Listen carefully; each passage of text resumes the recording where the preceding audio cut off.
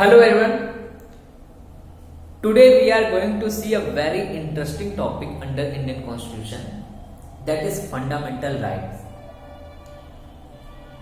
संविधान का भाग 3 मूल अधिकार से संबंधित प्रावधान करता है। अब ये मूल अधिकार क्या होते हैं? मूल अधिकार संविधान में कैसे आए? इनको कैसे लागू कराया जा सकता है? इनको कैसे संरक्षित किया जा सकता है? इन सभी चीजों को जानने से पहले हम जानेंगे कि अधिकार क्या होते हैं। देखिए, दो चीजें होती हैं, एक होता है राइट और एक होती है ड्यूटी। राइट का मतलब होता है व्हाट वी ओन। इसको साधारण सी भाषा में समझिए, व्हाट वी ओन मतलब हम क्या धारण करे हुए हैं, क्या हमारा है, दैट इज राइट। ये हमारा है मीन्स दैट ये हमारा राइट है। Okay, and the second one is duty, what we own. हम किस चीज के देनदार हैं, हम किस चीज के रेडी हैं, मतलब हमें क्या करना चाहिए, that is duty, that is duty. चूंकि हमारा जो पार्ट है 3 है वो मूल अधिकार से संबंधित प्रावधान कर रहा है, तो यहां पर हम लोग अधिकार को विस्तृत से देखेंगे। और जब हम लोग पार्ट 4A पढ़ेंगे, मूल कर्तव्य फंडामेंटल ड्यूटीज, तो वहां पर हम लोग ड्यूटीज को विस्तार से देखेंगे। तो ये अधिकार है। तो अधिकार क्या है? अधिकार कुछ नहीं, अधिकार सिर्फ और सिर्फ अपने हित को प्राप्त करने की शक्ति है। कोई चीज है, उस पे हमारा कोई हित है और उस हित को हमें प्राप्त करने की जो शक्ति है। अब ये शक्ति हमें कहां से मिलेगी? ये शक्ति हमें मिलेगी राज्य से। ये शक्ति हमें मिलेगी राज्य से, यानी किसी चीज पर अपने हित को प्राप्त करने की जो शक्ति होती है वही हमारा अधिकार होती है, ऐसा कहा जाता है। ठीक है, अब देखिए, जो राज्य है वो हमें अपने हित को प्राप्त करने की शक्ति प्रदान कर रहा है। तो क्या हम बोल सकते हैं राज्य ही अधिकारों का गठन करता है? नहीं, राज्य अधिकारों का गठन नहीं करता है, राज्य हमारे अधिकारों को संरक्षित करता है। ये मत समझिएगा कि जो अधिकार है वो राज्य के द्वारा ही क्या बनाए जाते हैं। राज्य के द्वारा बनाए नहीं जाते हैं, राज्य के द्वारा संरक्षित किए जाते हैं। अधिकार तो निहित होते ही हैं, लेकिन उन्हें संरक्षित किया जाता है राज्य के द्वारा। और राज्य संरक्षित कैसे करता है? हमें वो शक्ति प्रदान करके। ठीक है, तो अधिकार क्या है? अधिकार हमें अपना हित प्राप्त करने की शक्ति है। अब अधिकार कितने प्रकार के हो सकते हैं? तो बेसिकली जो है हम लोग यहां पर अधिकार देखेंगे। अधिकार होते हैं 3 प्रकार के। अधिकार होते हैं 3 प्रकार के। कौन कौन से? जो पहला प्रकार है दैट इज नेचुरल राइट, प्राकृतिक अधिकार, यानी those rights which are given by nature, यानी प्रकृति के द्वारा प्रदत्त अधिकार। ये क्या कहलाते हैं? नेचुरल राइट्स कहलाते हैं। जैसे अब देखिए, प्रकृति हमें अधिकार कहां देगी? किस पर देगी? जो प्रकृति है वो हमें अधिकार देगी अपने सोर्सेस पे। तो जैसे मान लीजिए नदी, ठीक है, नदी से जल ग्रहण करने का अधिकार, तो नदी क्या हो गई? नेचुरल सोर्स हो गई, और उससे हमें जल ग्रहण करने का अधिकार, तो ये हमारा प्राकृतिक अधिकार हो गया। हवा में सांस लेने का अधिकार, ये हमारा प्राकृतिक अधिकार हो गया। सूर्य से प्रकाश ग्रहण करने का अधिकार, ये हमारा प्राकृतिक अधिकार हो गया। यानी those rights which are given by nature, that are natural rights. Okay, and the second one is moral rights. Moral यानी वे अधिकार जो हमारे एथिक्स के द्वारा प्रदान किए जाते हैं, जो हमारे किसके द्वारा प्रदान किए जाते हैं, एथिक्स के द्वारा, उनको हम लोग बोलते हैं मोरल राइट्स।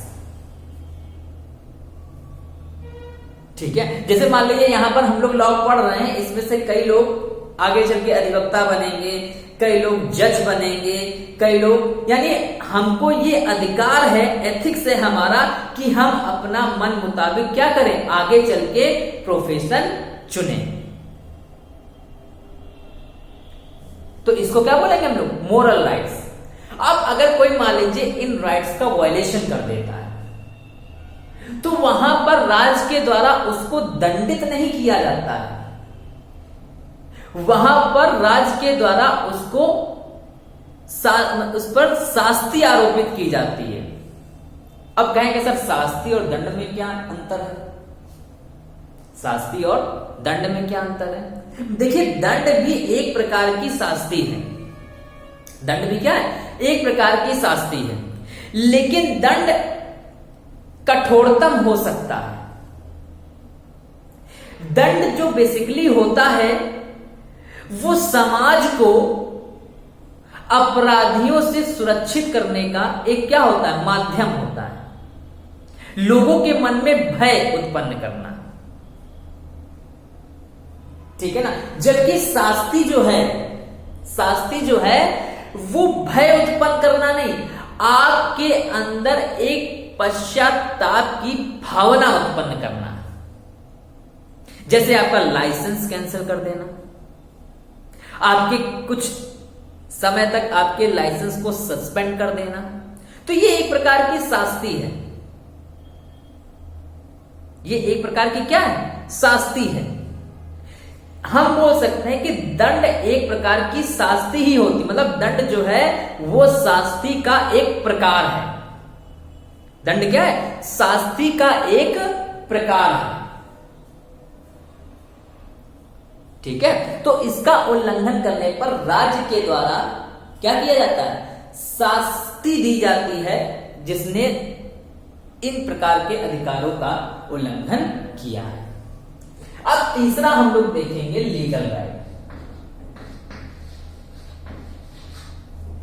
लीगल राइट, अब ये लीगल राइट क्या होते हैं, यही हमारे इस अध्याय यानी इस पार्ट की विषय वस्तु है, यही हमारे इस पार्ट की क्या है, विषय वस्तु है।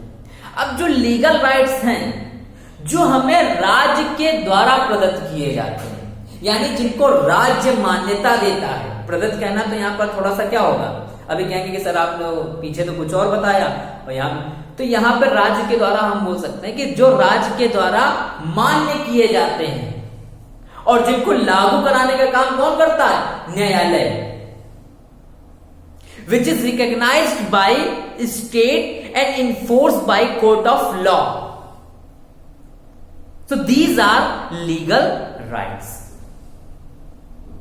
यानी वे अधिकार जो राज्य के द्वारा मान्य किए जाते हैं और न्यायालय के द्वारा लागू किए जाते हैं, तो उन अधिकारों को हम लोग विधिक अधिकार कहते हैं।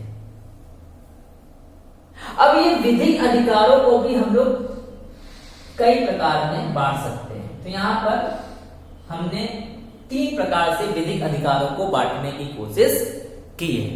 कौन कौन से? पहला है पॉलिटिकल राइट। पॉलिटिकल राइट, राजनैतिक अधिकार। राजनैतिक अधिकार मीन्स आपका वोट देने का अधिकार, आपको मनपसंद प्रतिनिधि चुनने का अधिकार, आपको खुद प्रतिनिधि बनने अर्थात चुनाव लड़ने का अधिकार। ठीक है ना, तो ये सब आपके राजनैतिक अधिकार है, ये सब आपके क्या है, राजनैतिक अधिकार है। दूसरा आता है इकोनॉमिकली।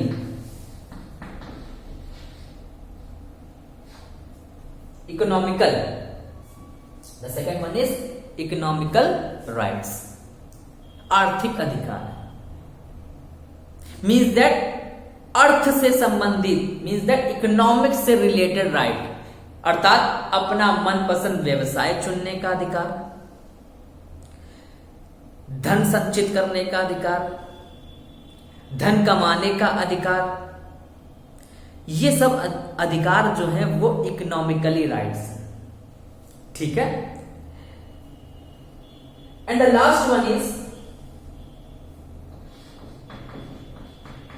Civil rights. इनको हम लोग सामाजिक अधिकार, सोशल राइट्स भी बोल सकते हैं। ये क्या होते हैं? यानी किसी समाज में रहने के लिए, किसी समाज में रहने के लिए उस समाज के व्यक्तियों को कुछ अधिकार प्रदान किए जाते हैं, ठीक है ना। तो इन प्रकार के अधिकारों को हम लोग सिविल राइट्स बोलते हैं। अर्थात हम बोल सकते हैं कि इन अधिकारों के बिना किसी सभ्य समाज की स्थापना या कल्पना ही नहीं की जा सकती। जैसे राइट टू लाइफ, ठीक है ना, right to talk, right to speech, okay, ये सब राइट्स हैं एक सभ्य समाज को बनाने के लिए। अगर आप ये अधिकार नहीं देंगे तो क्या होगा? उस सभ्य समाज की स्थापना ही नहीं हो पाएगी, उस सभ्य समाज की कल्पना करना ही बेबुनियाद होगा, ठीक है। एक सभ्य समाज को निर्मित करने के लिए क्या करना पड़ता है? उस समाज के व्यक्तियों को कुछ अधिकार दिए जाते हैं जिन्हें हम लोग क्या बोलते हैं? सिविल राइट्स बोलते हैं। इसी के अंतर्गत आते हैं ह्यूमन राइट्स। इसी के अंतर्गत क्या आते हैं? ह्यूमन राइट्स, मानवाधिकार। यानी वे अधिकार जो किसी मनुष्य को इसलिए मिले हैं क्योंकि वो एक मनुष्य है। यानी किसी मनुष्य को मनुष्य होने के नाते जो अधिकार दिए मिले हैं उसको हम लोग बोलते हैं ह्यूमन राइट्स। उसको हम लोग क्या बोलते हैं? Human rights. अब इस ह्यूमन राइट्स में भी कुछ अधिकार ऐसे होते हैं जो किसी भी व्यक्ति को मिलने ही चाहिए, जो क्या हो? किसी भी व्यक्ति को मिलने ही चाहिए, यानी वो एक मूल अधिकार हो गए, मतलब वो अधिकारों का मूल हो गया। अर्थात वे अधिकार नहीं मिले तो किसी भी मनुष्य का बहुमुखी विकास नहीं हो सकता। अब ये कहेंगे बहुमुखी विकास, तो अभी हम इस पर चर्चा करेंगे। यानी ये वे अधिकार होते हैं जिनके बिना किसी भी मनुष्य का बहुमुखी विकास नहीं हो सकता। इन अधिकारों को हम लोग बोलते हैं फंडामेंटल राइट्स। फंडामेंटल राइट्स, ठीक है। यानी वे अधिकार जो किसी भी मनुष्य के बहुमुखी विकास के लिए आवश्यक ही नहीं बल्कि क्या अपरिहार्य हैं, तो उन अधिकारों को हम लोग बोलते हैं मूल अधिकार। यही हमारे इस पार्ट का क्या है? हेडिंग भी है, फंडामेंटल राइट। यानी हमें इस पार्ट में यही हमको पढ़ना है। तो ये आपने समझा कि फंडामेंटल राइट्स कहां से आए, फंडामेंटल राइट्स क्या होते हैं, इनकी उत्पत्ति कहां से होती है, ठीक है। अब हमारे संविधान में फंडामेंटल राइट को इंक्लूड कैसे किया गया उस पर अब हम लोग चर्चा करेंगे। तो देखिए, जब हम बात करते हैं अपने भारतीय संस्कृति की, तो यहां पर जब आप जाएंगे बहुत प्राचीन काल में, बोल सकते हैं वैदिक काल जिसको हम लोग बोलते हैं, तो वैदिक काल में आप देखेंगे कि राजा और प्रजा दोनों के कर्तव्यों और दोनों के अधिकारों की बात की जाती थी। अर्थात जो राजा का कर्तव्य होता था अपने प्रजा के प्रति, वो प्रजा के अधिकार होते थे, और जो प्रजा का कर्तव्य होता था अपने राजा के प्रति, वो राजा के अधिकार होते थे। यानी हमारे वैदिक काल में प्राचीन समय से, यानी हमारे हिंदू संस्कृति में प्राचीन समय से ही, वैदिक काल से ही अधिकार और दायित्व कर्तव्य का उल्लेख कर दिया गया था। हाँ, लेकिन मूल अधिकार शब्द का कहीं पर भी उल्लेख नहीं मिलता है। तो ये मूल अधिकार हमारे भारतीय संविधान में कहां से आए, इसको अब हम लोग जानते हैं। तो देखिए, जो आज के, अगर हम आधुनिक काल की बात करें, आज के मॉडर्न पीरियड की अगर हम बात करें, तो जो मूल अधिकार है वो कोई एक दिन का कॉन्सेप्ट नहीं है। इसको इंक्लूड करने के लिए हमें सदियों का संघर्ष झेलना पड़ा, और ये संघर्ष उत्पन्न का जो सफल होना माना जाता है वो माना जाता है 1215 ईस्वी से। अब ये 1215 ईस्वी क्या है? तो 1215 ईस्वी में पहला लिखित दस्तावेज आया, रिटन डॉक्यूमेंट आया, जिसे हम लोग मैग्ना कार्टा कहते हैं। यानी मैग्ना कार्टा वो रिटन डॉक्यूमेंट्स था जो अंग्रेजों ने क्या की थी, अपने शासक से ये सुनिश्चित करवाया था कि हमें कुछ ना कुछ मूल अधिकार मिलने चाहिए, और उनकी मांग पर शासक ने उनको क्या दिए, अधिकार दिए। देखिए अधिकार तो पहले भी थे, लेकिन अब लोगों की डिमांड थी कि ये अधिकार हमारे पास रिटन में होने चाहिए। यानी समय और परिस्थितियों के अनुसार ये नहीं कि आप इनको हटा दें, हमारे पास रिटन डॉक्यूमेंट होना चाहिए ताकि हम कल को ये मांग कर सकें कि ये हमारे अधिकार हैं जो लिखित रूप में हमारे पास मौजूद हैं।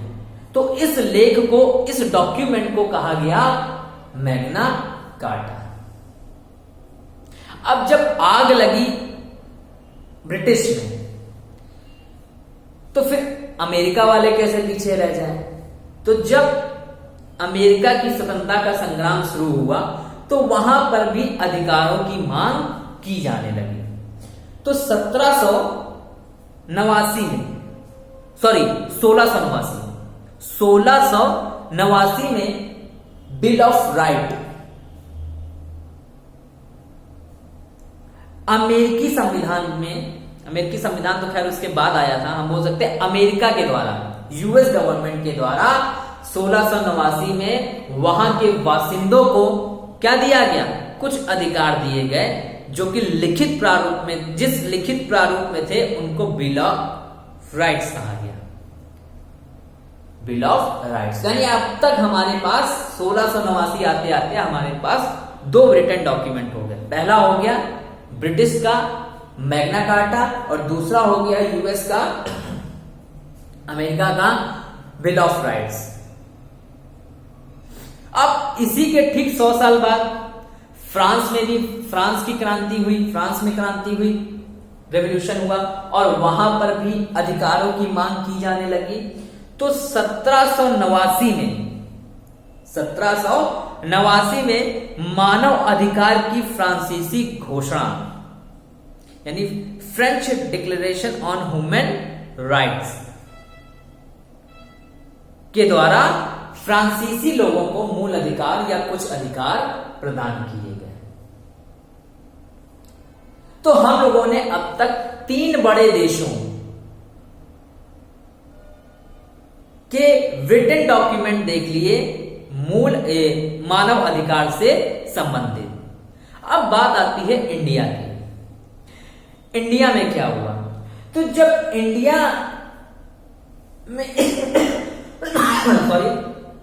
तो जब इंडिया में संविधान निर्माता हमारे संविधान का निर्माण कर रहे थे तो उनके पास एक बहुत बड़ी हिस्ट्री मौजूद थी अधिकारों को लेकर, और उसी समय यूएन चार्टर 1945 में यूएन चार्टर में भी मानव अधिकारों का उल्लेख किया जा चुका था, और universal declaration on human rights यानी यूडीएचआर में भी क्या किया गया था, ह्यूमन राइट्स का उल्लेख किया जा चुका था। और उनके सदस्य राष्ट्रों के लिए, राज्यों के लिए ये मैंडेटरी बना दिया गया था कि वे अपने कंट्री के प्रोविजन में, अब चाहे वो संविधान के रूप में हो या किसी विधान के रूप में हो, में इन अधिकारों को क्या करें, शामिल करें। तो भारत के लिए ये एक अच्छा मौका था मानव अधिकारों को या मूल अधिकारों को अपने संविधान में समायोजित करने का। तो कई सारे इन सारे डॉक्यूमेंट्स को पढ़ने पर, और भी कई सारे इससे रिलेटेड डॉक्यूमेंट्स थे, कई सारे अन्य देशों के संविधान को पढ़ने पर भाग 3 में मूल अधिकारों का उल्लेख किया गया और मूल या इस तरह से बोल सकते हैं कि मूल अधिकारों को भाग 3 में रखा गया। ठीक है, अब ये अधिकार क्या होंगे? क्या ये अधिकार असीमित होंगे या इनकी कोई सीमा होगी? भाई आपने अधिकार तो दे दिए, अब ये अधिकार कैसे होंगे? तो इसके पहले कई संविधानों में, कई देशों के संविधानों में या कई देशों में ये संघर्ष उत्पन्न हो चुका था। जैसे अमेरिका के संविधान में मूल अधिकारों को शामिल किया गया और उस पर कोई भी निर्बंधन नहीं लगाया गया। ठीक है ना? अब तो वहां देखा गया कि जो मूल अधिकार, जो मानव अधिकार हो गए, वो अनिर्बंधित हो गए और उन पर अंकुश लगाना अब सरकार के हाथ में नहीं रहा। तो वहां पर सुप्रीम कोर्ट को, यानी सरकार, गवर्नमेंट और वहां की पॉपुलेशन के बीच में संघर्ष हो गया। अब जब ये संघर्ष हो गया तो इस पर वहां पर सुप्रीम कोर्ट को क्या करना पड़ा? हस्तक्षेप करना पड़ा और सुप्रीम कोर्ट के द्वारा अपने कई केसेस में, कई रूलिंग्स में मानव अधिकारों पर वहां पर निर्बंधन लगाना पड़ा। तो इस हिस्ट्री को देखने के बाद हमारे संविधान निर्माताओं ने इस बात को अपने मस्तिष्क में रखा। तो उन्होंने प्रत्येक मूल अधिकार जिसमें निर्बंधन लगाना है, तो वहां पर स्पष्ट रूप से लिख दिया कि इन परिस्थितियों में राज्य इन स्तर तक इस पर निर्बंधन लगा सकता है। ठीक है ना? मैंडेटरी नहीं कि वो लगा ही। ठीक है, और यहां पर राज्य को भी क्या कर दिया? सीमित कर दिया कि आप उतना ही निर्बंधन लगा सकते हैं जितना कि आवश्यक है। यानी बहुत ही बैलेंस सिस्टम हमें इंडियन कॉन्स्टिट्यूशन में देखने को मिलता है राज्य और लोगों के बीच। यानी किस स्थिति तक किसी भी मूल अधिकार को निर्बंधित किया जा सकता है और राज्य कितना निर्बंधन लगाएगा, इन दोनों चीजों के बीच में सामंजस्य बिठाने का भारतीय संविधान में भरसक प्रयास किया गया। ठीक है, जैसे आर्टिकल 19 देखें।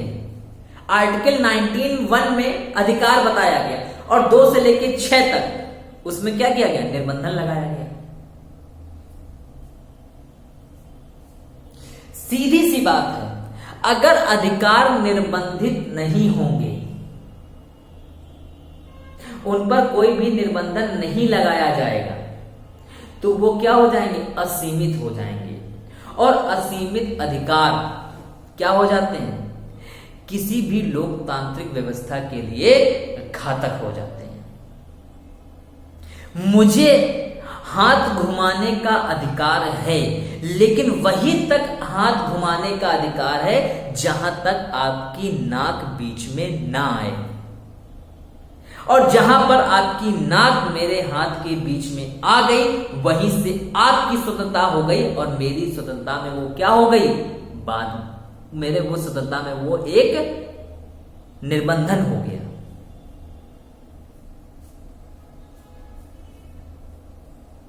ठीक है, यानी असीमित स्वतंत्रता क्या हो जाती है? सामने वाले के लिए घातक हो जाती है। और यही अमेरिका में हुआ, जिसको बाद में सुप्रीम कोर्ट के द्वारा क्या किया गया? हस्तक्षेप करके सुधारा गया। तो इस चीज को ध्यान में रखते हुए हमारे संविधान निर्माताओं ने उस आर्टिकल में ही निबंधन से संबंधित प्रावधान कर दिया।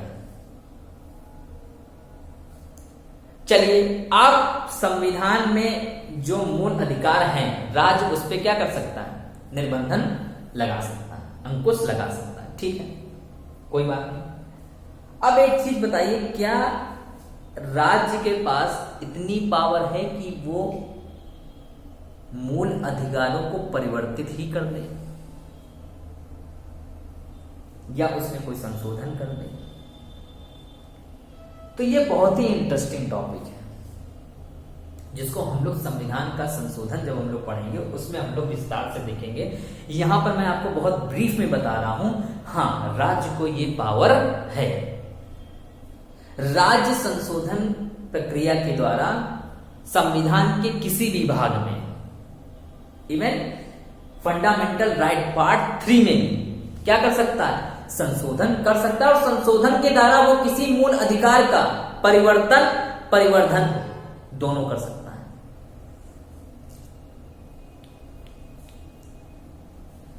ठीक है, यानी उसका परिवर्तन भी कर सकता है और उसका परिवर्धन भी कर सकता है। यानी किसी मूल अधिकार को हटाकर सांविधिक अधिकार बना सकता है या किसी सांविधिक अधिकार को वहां से हटाकर मूल अधिकार में जोड़कर उसको मूल अधिकार भी बना सकता है। जैसे अगर हम लोग बात करें सांविधिक अधिकार की, हमारे मूल अधिकार मतलब जो मूल संविधान था हमारा जब बना था तो उसमें 7 प्रकार के मूल अधिकार का उल्लेख किया गया था, जिसमें एक सांविधिक अधिकार भी था जिसको बाद में हटा दिया गया मूल अधिकार से और उसको एक सांविधिक अधिकार बना दिया गया।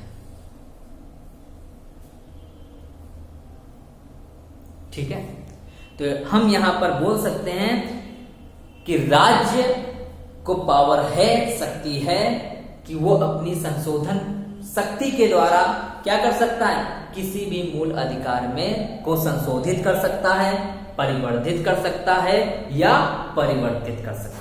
लेकिन एक सीमा तक।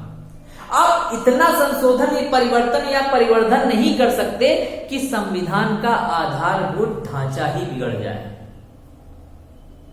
अब कहेंगे ये आधारभूत ढांचा क्या है, तो ये समय और परिस्थितियों को ध्यान में रखते हुए अलग अलग केसेस में सुप्रीम कोर्ट के द्वारा बताया गया कि क्या संविधान का आधारभूत ढांचा है और क्या नहीं है। तो राज्य उस हद तक किसी भी मूल अधिकार में परिवर्तन, संशोधन या परिवर्धन नहीं करेगा जहां तक कि संविधान का मूल ढांचा ही बिगड़ गया। यानी इतना नहीं करना है, यानी अपार शक्ति नहीं दी गई राज्य को। अब ये चेक कौन करेगा, ये चेक करने का काम दिया गया सुप्रीम कोर्ट। यानी सुप्रीम कोर्ट ये चेक करेगा, संसद ने कोई विधि बनाई, संशोधन किया और संशोधन करने के बाद किसी चीज में परिवर्तन कर दिया मूल अधिकार। अब वहां पर सुप्रीम कोर्ट ये चेक करेगा कि जो ये परिवर्तन या परिवर्धन किया गया है क्या ये संविधान के मूल ढांचे को तो प्रभावित नहीं कर रहा है। अगर मूल ढांचे को प्रभावित कर रहा है तो सुप्रीम कोर्ट उस संशोधन को क्या कर सकती है, असंवैधानिक घोषित कर सकती है और करती है। और क्या करती ही है। ये मूल अधिकार में नहीं, संविधान के किसी भी भाग में। ये कॉन्सेप्ट आपको बैठा लेना है कि संविधान के किसी भी भाग में अगर संसद या राज्य इतना संशोधन कर देता है जिससे संविधान का आधारभूत ढांचा ही बिगड़ जाता है तो वहां पर सुप्रीम कोर्ट को ये पावर है कि वो चेक करेगी और चेक करने के बाद अगर उसे लगता है कि हाँ ये वाकई में ऐसा है तो वो इस संशोधन को असंवैधानिक घोषित कर सकती है। ठीक है, तो ये आज हम लोगों ने देखा कि फंडामेंटल राइट्स क्या होते हैं, इनका उद्भव कहां से हुआ, ये हमारे संविधान में कैसे लाए गए और इनमें क्या संशोधन किया जा सकता है या नहीं। ठीक है ना, और इससे रिलेटेड जो भी प्रावधान थे वो हम लोगों ने यहां पर देखे। अब हम लोग देखेंगे बारी बारी से हर एक मूल अधिकार। ठीक है, तो आज के लिए इतना ही, देखते हैं नेक्स्ट वीडियो। धन्यवाद।